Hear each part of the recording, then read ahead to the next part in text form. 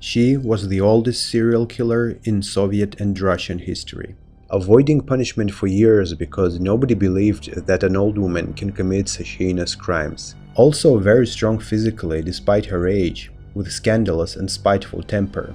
This is the case of serial killer and cannibal Sofia Zhukova. Сколько раз нанесли ударов? Раз, по-моему, 3. От ваших ударов что произошло с ним? С ним? Он упал и еще крякал что-то. Hi, you're watching the Jonas channel. Thank you so much for joining me, and I hope you will enjoy this video. Sofia was born in 1939 in a small village called Zvyagina in Soviet Union. Her early childhood was deeply affected by World War II. Her father was fighting on European battlefields while Sofia was living with her mother, who died 9 months prior to the ending of the war. So for months before her father returned home, she was living alone, learning to take care of everything by herself.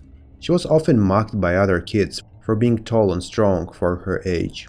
Sofia only had school education and mostly worked as a general worker. After some time, she moved to city Khabarovsk, where she lived in a suburb called Berezovka. There she found her husband and married.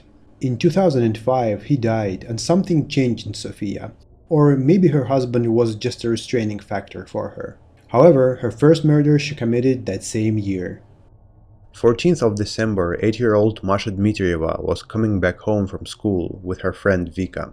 When they reached Masha's house, Vika left and Masha entered the building, but she never reached her apartment. Her grandfather was first who noticed that something's wrong when Masha didn't return in time, and called Vika. She didn't know where her friend was. Masha couldn't have ran away. She had good relations with family and was never punished for anything. Her parents reached out to police and the investigation started. From Vika, detectives found out that when Masha entered the building, some unknown man and Sofia Zhukova entered after her. While talking to detectives, she also told that once Sofia scolded them for being too loud near her apartment door. She even shouted, "I will cut your hands and heads." Few days of the search didn't give any results. Soon Sofia was interrogated. She told that she knew Masha very well. She was often a guest at her house while her husband was still alive. Sofia said that they were painting together, talking, but Masha told her not to tell her parents about her visits. She also added that Masha didn't visit her after her husband's death, and at her disappearance day some of her friends called her from the street, and she left the apartment building and was gone. Masha's grandmother told investigators that her visits to Sofia's house is a lie, but detectives didn't suspect her and considered the story credible. In the end of December, one of the local residents found a black bag near one of the dumps. He saw meat inside of that bag and decided to take it home to feed his dogs. When he got home, he made a horrendous discovery. The bag was full of human remains. He called the police and told everything. His wife and brother confirmed his story. Masha's remains were inside that black bag.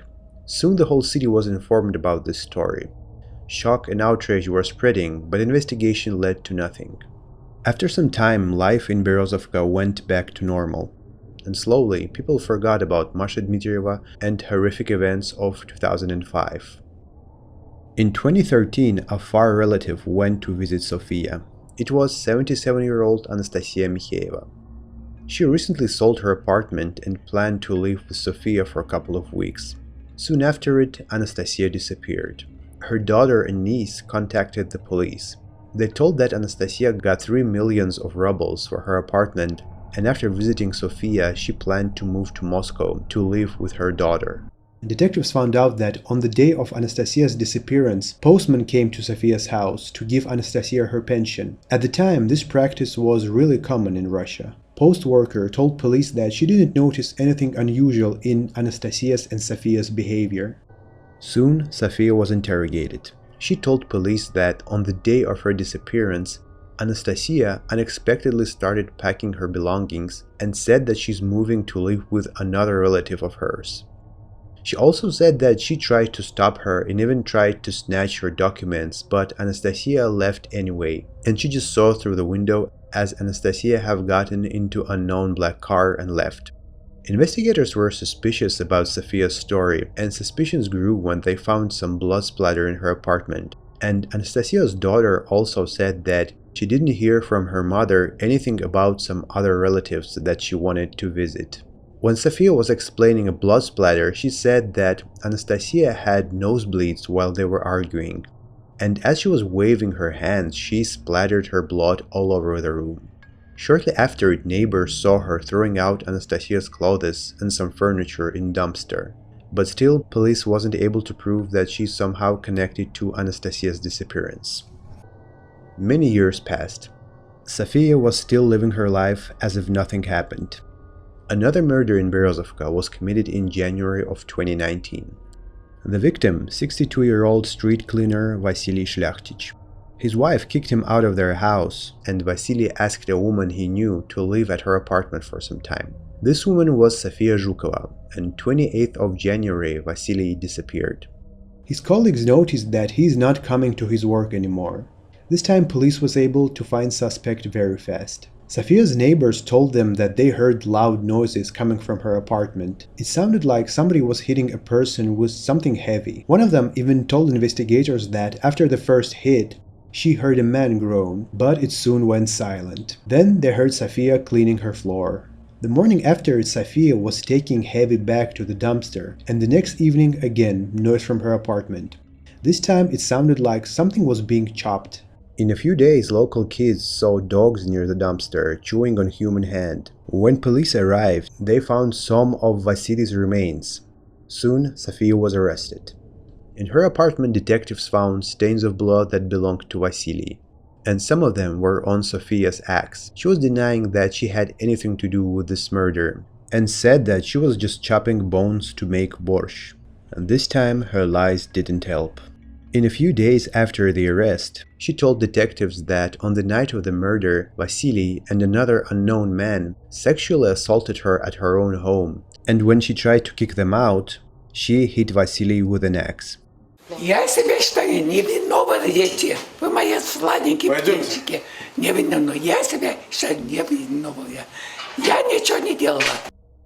In the meantime, detectives were searching Sofia's home and found a blood splatter. This blood belonged to Anastasia Mikhaeva.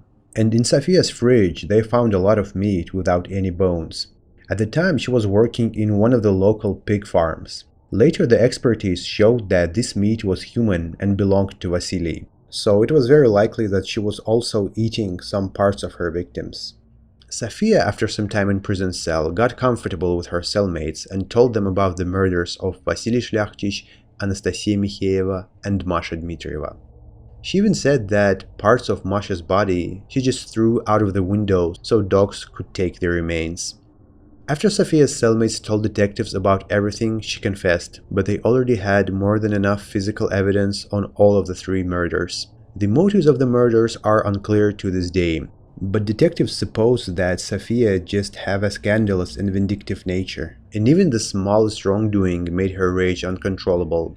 When she was telling about her first murder, Zhukova told that Masha was always running around and annoying her with her games, and, as she said, at some point she had a mental breakdown, which led her to murder. Also, possible mental illness could have played a role in the murders. 29th of December 2020, Sofia died in a hospital because of COVID complications. She was found guilty of all murders post-mortem. Thank you so much for watching. If you enjoyed the video, please leave a like and subscribe to the channel. Bye.